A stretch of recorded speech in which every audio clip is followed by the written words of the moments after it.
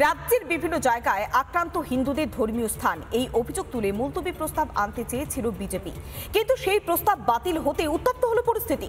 গেরুয়া বিধায়কদের ওয়াকআউট, অধ্যক্ষের উদ্দেশ্যে চ্যালেঞ্জ ছুড়লেন বিরোধী দলনেতা।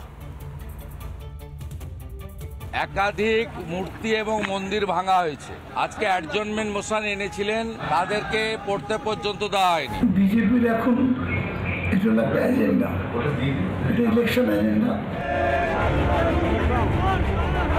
সোমবারের পর মঙ্গলবার, পরপর দুদিন উত্তপ্ত বিধানসভা, তুমুল তাল ঠোকাঠুকি তৃণমূল আর বিজেপির। রাজ্যের কয়েক জায়গায় আক্রান্ত হচ্ছে হিন্দুরা, বাদে যাচ্ছে না ধর্মীয় স্থানও, এমন অভিযোগ করে এদিন মুলতবি প্রস্তাব আনে গেরুয়া ব্রিগেড। তবে অধ্যক্ষ বিমান ব্যানার্জি সেই প্রস্তাব খারিজ করতেই বদলে যায় বিধানসভার ছবি।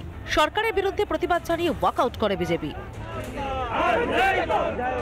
পশ্চিম বাংলায় শুধু হিন্দুরা নয়, হিন্দু দেবী মন্দির কোনোটাই আজকে তাদের নিরাপত্তা দিতে সরকার ব্যর্থ। এই সরকার দোষণবাজের এত চরম সীমায় গেছে, এই সরকার আজকে সাধারণ হিন্দু জনতাকে, হিন্দু দেবদেবীকে, হিন্দু প্রতিষ্ঠানকে নিরাপত্তা দিতে ব্যর্থ এবং বিধানসভায় বলার সুযোগ নেই। কোনো ভাবে হোক মানে মৌলবাদী একটা আবহাওয়া তৈরি করা এবং পোলারাইজেশন করা। তবে সরকার পক্ষের যুক্তিতে গুরুত্ব না দিয়ে পাল্টা পুলিশ মন্ত্রীর জবাবদিহি চাইলেন বিরোধী দলনেতা। পুলিশ মন্ত্রী উত্তর দিন,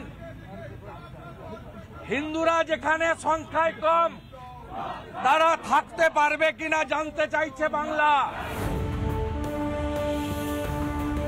আগামীকাল ব্যাপক বিক্ষোভের জন্য প্রস্তুত থাকুন অধ্যক্ষ বিমান বন্দ্যোপাধ্যায়।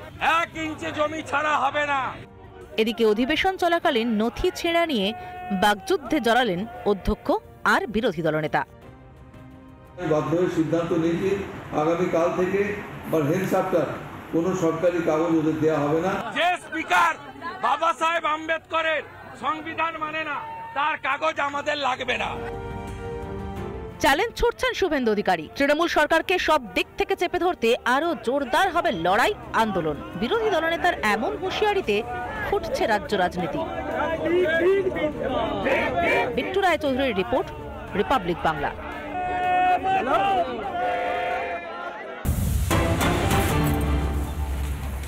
যাদবপুর ইস্যুতে আজ উত্তাল হতে পারে বিধানসভা, মুলতবি প্রস্তাব আনতে পারেন বিজেপির বিধায়করা।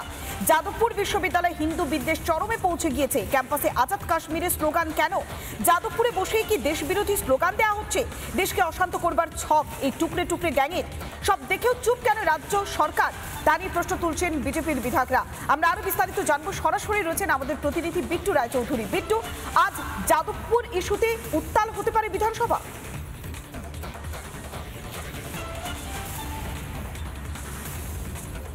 দেখো, শুভেন্দু অধিকারী গতকালই কার্যত একটা ইঙ্গিত দিয়েছিলেন আজকে বিধানসভাতে 1 ইঞ্চি জমিও ছাড়া হবে না, এবং তারই পরিপ্রেক্ষিতে আমরা যেটা জানতে পারছি আজকে উত্তাল হওয়ার প্রবল সম্ভাবনা রয়েছে। বিধানসভার অভ্যন্তরে প্রচণ্ড পরিমাণে পুলিশ বাহিনী মোতায়েন করা হয়েছে। প্রথমে আমি ছবিটা দেখাতে বলবো, আমার ভিডিও জার্নালিস্ট শুভ্রাংশু ঘোষ। অতিরিক্ত পরিমাণে পুলিশ ফোর্স ইতিমধ্যে মোতায়েন করা হয়েছে, সেই ছবি দেখতে পাচ্ছি। সকাল এই মুহূর্তে বাজে হচ্ছে 9:45, এবং 9:45 থেকে পুলিশি মোতায়েন ব্যবস্থা যা চোখে পড়ছে তাতে করে বোঝাই যাচ্ছে একটা আশঙ্কা থেকে যাচ্ছে। আমরা যেটা জানতে পাচ্ছি, বিধানসভার অভ্যন্তরে সেল তৈরি করা হয়েছে, যেটাকে একদম বাংলা ভাষাতে যদি আমরা বলি সেটা হচ্ছে বিধানসভার জেল। সেই সেল ইতিমধ্যে তৈরি হয়ে গিয়েছে। যাদবপুর ইস্যুতে আজকে দুপুর 12টার সময় বিজেপি পরিষদীয় দলের তরফে মুলতবি প্রস্তাব আনা হবে, এবং সেই প্রস্তাব যদি গৃহীত না হয় বা সেটা নিয়ে যদি আলোচনা করতে না দেওয়া হয় বা পড়তে না দেওয়া হয়, তাহলে সেক্ষেত্রে বিধানসভা আজকে ভয়ঙ্করভাবে উত্তাল হতে পারে। সেই ইঙ্গিত শুভেন্দু অধিকারী গতকালই দিয়ে দিয়েছিলেন, সেই বাইটও আমরা শোনালাম, এবং আজকে সেই পরিস্থিতি তৈরি হওয়ার প্রবল সম্ভাবনা রয়েছে। যদি উত্তপ্ত অবস্থা থাকে বিধানসভার অভ্যন্তরে, তাহলে এই যে সাউথ গেট যেখান থেকে স্পিকার নিজেও প্রবেশ করেন, তার প্রবেশ পথ হয়তো চেঞ্জ করতে পারেন, নর্থ গেট দিয়ে স্পিকার ঢুকতে পারেন, যেটা আমরা এখনো পর্যন্ত খবর পাচ্ছি। তবে ইতিমধ্যে বিজেপি পরিষদীয় দলের অন্যতম গুরুত্বপূর্ণ সদস্য বিরোধী চিফ হুইপ শঙ্কর ঘোষ তিনি ভিতরে গিয়েছেন। তিনি তার মতো করে যে গুটি সাজানো সেটা সাজাচ্ছেন। বিধানসভাতে দীর্ঘদিন ধরে, অর্থাৎ এটা সপ্তদশ বিধানসভা চলছে, 17তম বিধানসভা, 2021 থেকে 2025 পর্যন্ত বিজেপি বিধায়করা বেশ কিছু ইস্যুতে বারবার মুলতবি প্রস্তাব দিয়েছিলেন, কিন্তু কিছু ক্ষেত্রে দেখা গিয়েছে গৃহীতই হয়নি, কিছু ক্ষেত্রে পাঠ করতে দেওয়া হয়েছে, কিন্তু সেটা নিয়ে আলোচনা করতে দেওয়া হয়নি। অর্থাৎ বিভিন্ন অভিযোগ। আগেই কথা বলেছিলেন শঙ্কর ঘোষের সঙ্গে, তিনি কি বলেছিলেন একবার শোনাই। ছাত্রটি আহত হয়েছে, সেই ছাত্রটি যে ভাষায় এই বাম এবং বামেদের মুখ্যমন্ত্রীকে আক্রমণ করেছে, তারপরে এদের পাশে দাঁড়ানো আসলে ওই একটা জায়গায় এসে দাঁড়িয়ে যাচ্ছে যে দেশ বিরোধী এবং তোষণকামী এই যে জোট, এই জোটের ফসল হচ্ছে যাদবপুর। দেশ বিরোধী কার্যকলাপের একটা ভূমি হয়ে উঠছে। অনেকে এটা মনে করছে যে ইসলামিক জঙ্গি কার্যকলাপ, ডিপ স্টেটের টাকা, দেশ বিরোধী স্লোগানের কারখানা হিসাবে এগুলো তৈরি হচ্ছে।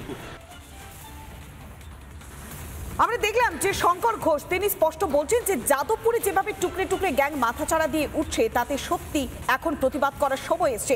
আমাদের অপর প্রতিনিধি পিঙ্কি রয়েছে আমাদের সঙ্গে। পিঙ্কি, আমরা দেখতে পাচ্ছি ইন্দ্রানুজের নামে একের পর এক স্লোগান দেওয়া হচ্ছে, পোস্টার পড়ছে, তার নাম ঝলমল করছে, অথচ যাদবপুর ক্যাম্পাসে এই সমস্ত দেশদ্রোহীদের বারবারন্ত কিভাবে হচ্ছে? পিঙ্কি,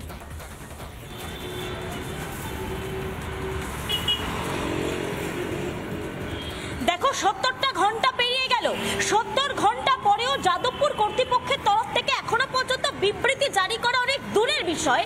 এখনো পর্যন্ত যে দেওয়ালে যাদবপুর বিশ্ববিদ্যালয়ের 3 নম্বর গেট থেকে ঢুকে টেকনোলজি ভবন, যে দেওয়ালে আজাদ কাশ্মীর, ফ্রি প্যালেস্টাইন বিচ্ছিন্ন করা হোক, লাদাখ, মণিপুর সহ দেউচাপাচামিকে, সেই দেওয়াল এখনো পর্যন্ত মোছাটাই গেল না।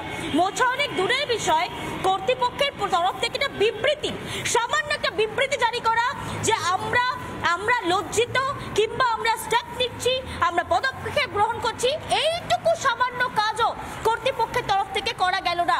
প্রশ্ন উঠছে যে যাদবপুর বিশ্ববিদ্যালয়ের কর্তৃপক্ষ যারা বসে রয়েছে তারা কি দেখতে পাচ্ছেন না? তারা রিপাবলিক বাংলা না হয় দেখেন না, কিন্তু 3 নম্বর গেট থেকে ঢুকতে ডান দিকে কি কোনোদিন তাদের চোখ যায়নি যে এত বড় করে লেখা রয়েছে আজাদ কাশ্মীর, যেখানে কাশ্মীরকে টুকরো করার জন্য, কাশ্মীরকে বাদ দিয়ে দেওয়ার জন্য, ভারতের ম্যাপ থেকে বাদ দেওয়ার জন্য আজাদ কাশ্মীরের স্লোগান দেওয়া হচ্ছে। শুধু তাই নয়, খুব উল্লেখযোগ্যভাবে এমন একটা দিনের কথা বলছি, রিপাবলিক বাংলায় খবরটা সম্প্রচার করার 70টা ঘন্টা কেটে গিয়েছে। তার মধ্যে কলকাতা পুলিশের তরফ থেকে দুটি মূলত মূল ধারা, একদমই তাই পিঙ্কি, সময় পেরিয়ে যাচ্ছে কিন্তু এখনো পর্যন্ত কোনো পদক্ষেপ নেওয়া হচ্ছে না। যে সমস্ত দেওয়ালগুলোতে সেই আজাদ কাশ্মীর সহ অন্যান্য দেশ বিরোধী স্লোগানগুলো ছিল সেগুলো এখনো পর্যন্ত জলজল করছে। আমরা অন্যান্য বিধায়করা, বিমান ঘোষ বিজেপির বিধায়ক, তিনি কি বলছেন শুনুন একবার।